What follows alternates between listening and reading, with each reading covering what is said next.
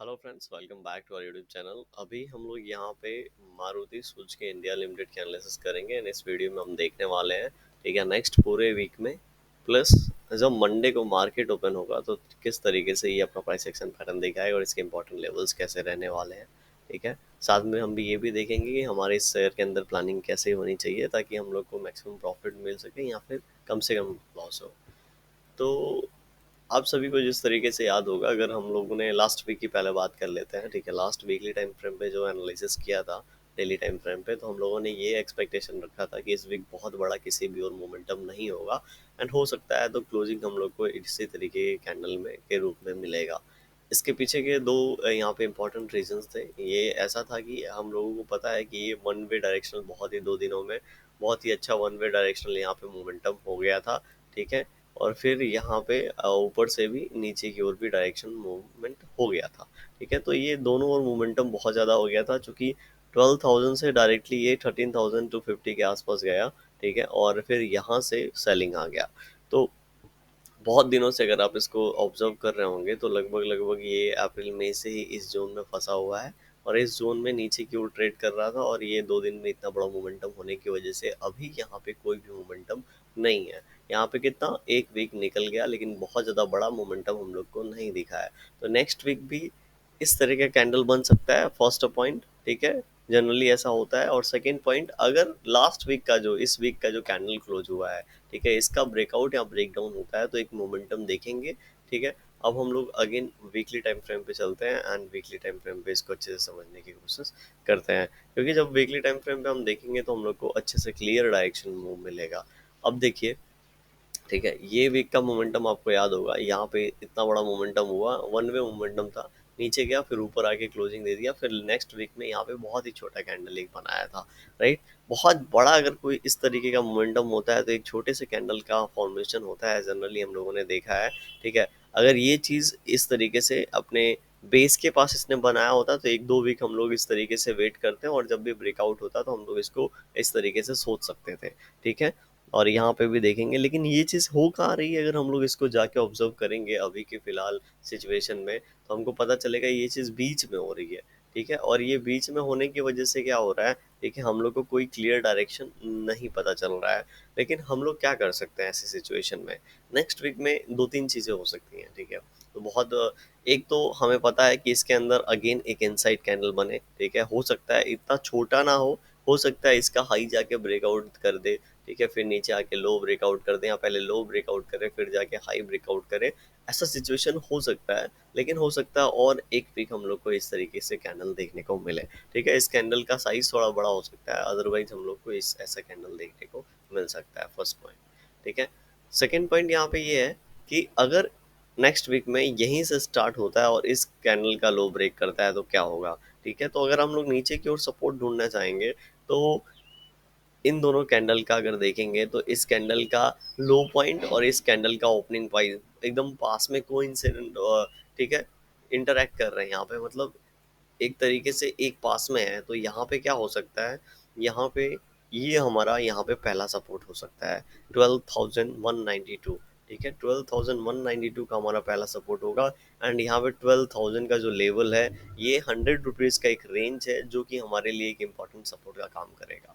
ठीक है, ये शेयर मैक्सिमम मोर अगर देखेंगे, कोई देखिए मंडे को शायद बजट है तो उसकी वजह से कोई बहुत बड़ी न्यूज आ जाती है तो किसी भी शेयर में करेक्शन या फिर एक रैली देखने को हम लोग को मिल सकता है। अदरवाइज अगर हम लोग उस दिन के उस दिन का अगर हम लोग कुछ यहाँ पे एनालाइज भी करते हैं, लाइक यहाँ पे अगर हमारे पास ऊपर जो लेवल है वो 12,900 के आसपास है। ठीक है, नीचे हमने मान लिया 12,000 है, तो अगर सेलिंग आती भी है तो इस जोन से पहले यहाँ पे इसको रिजेक्शन मिलेगा, फिर नीचे वाले जोन से इसको रिजेक्शन मिलेगा।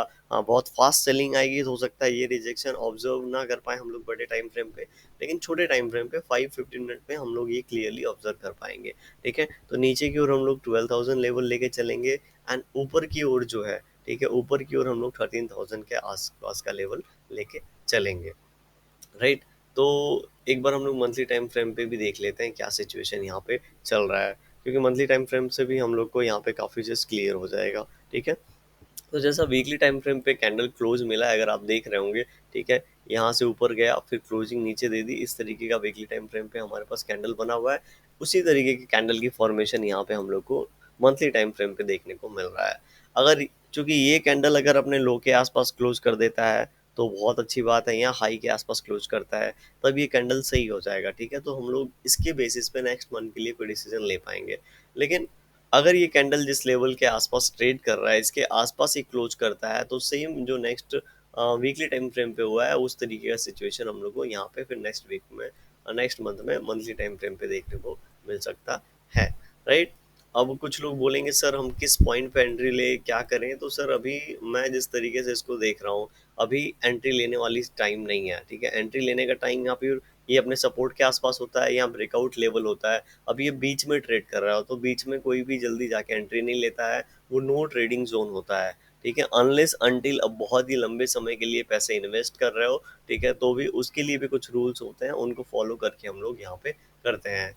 तो अभी ये यहाँ पे जिस तरीके से ट्रेड हुआ है मेरे हिसाब से और मेरे लिए तो ये यहाँ पे बहुत ज़्यादा अट्रैक्टिव नहीं है, राइट। अब हमारे पहले मान लेते हैं डेली टाइम फ्रेम पे यहाँ पे 4-5 दिन रुका है और डेली टाइम फ्रेम पे इस तरीके से प्राइस एक्शन पैटर्न बनाया है, ठीक है। 3-4 दिन तो ये जहाँ पे ओपन हो रहा था वहीं क्लोज दे रहा था, आज के दिन थोड़ा सा एक क्लियर डायरेक्शन मिलने की कोशिश हुई है। अब ऐसे सिचुएशन में इन तीनों कैंडल का लो जो है एकदम पास में है, तो हम लोग जो सबसे ज़्यादा लो है उसको यहाँ पे फॉलो करेंगे और ये है 12,463, ठीक है। 12,463 के आसपास का ये लो है, 12,463। इसको हम लोग यहाँ पे मार्क कर लेते हैं,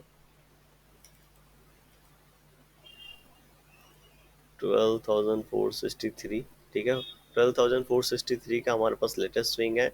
अगर ये ब्रेक डाउन होता है किसी भी सिचुएशन में, ठीक है, अगर ये ब्रेक डाउन होगा तो नीचे की ओर हम लोग एक लेवल जो देख सकते हैं वो 12,370 तक का लेवल रहेगा, ठीक है।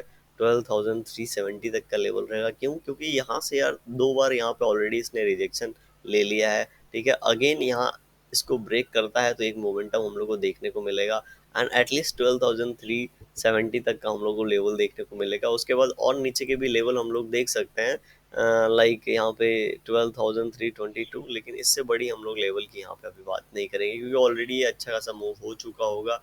हो सकता है इन लेवल से यहाँ पे थोड़ी सी बाइंग आ जाए और क्लोजिंग थोड़ा ऊपर मिल जाए, ठीक है। ऐसे सिचुएशन यहाँ पे बन सकता है।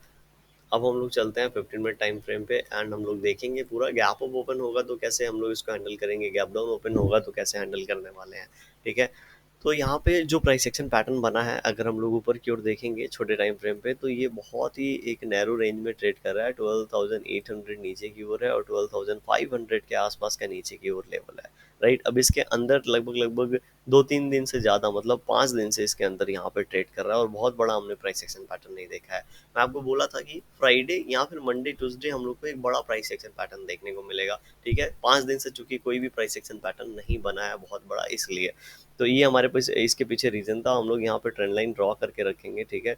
अगर ये ट्रेंड लाइन ड्रॉ कर यहाँ पे ब्रेकआउट के साथ 12,700 का ब्रेकआउट होता है तो नेक्स्ट 100 पॉइंट हम लोग प्लान कर सकते हैं और यहाँ पे आके एक भी 15 मिनट टाइम फ्रेम पे एक दो कैंडल अंदर बना देता है या फिर इसके आसपास बना के फिर से ब्रेकआउट देता है तो हम लोग 12,900 की प्लानिंग कर सकते हैं, राइट। लेकिन जिस तरीके से मैंने बात किया कि नीचे की ओर ये ऑलरेडी 2-4 बार हिट कर चुका है और यहाँ से अगर ब्रेक डाउन कर रहा होगा इस जोन में ओपन होके, ठीक है, तो हम लोग को नीचे की ओर 12,400 और 12,000 उसके बाद 350 360 ये वाले लेवल्स यहाँ पे देखने को मिल सकते हैं। याद रखेंगे यहाँ से गैप अप के बाद एक बाइंग आई थी, तो ये वाला जब भी ये लेवल टच करेगा, ठीक है, जो कि 12,260 के आसपास है, अगर ये लेवल टच होता है किसी भी सिचुएशन में तो यहाँ से तुरंत बाइंग आने के एक चांसेस है, ठीक है, ये हम लोग मान के चलेंगे।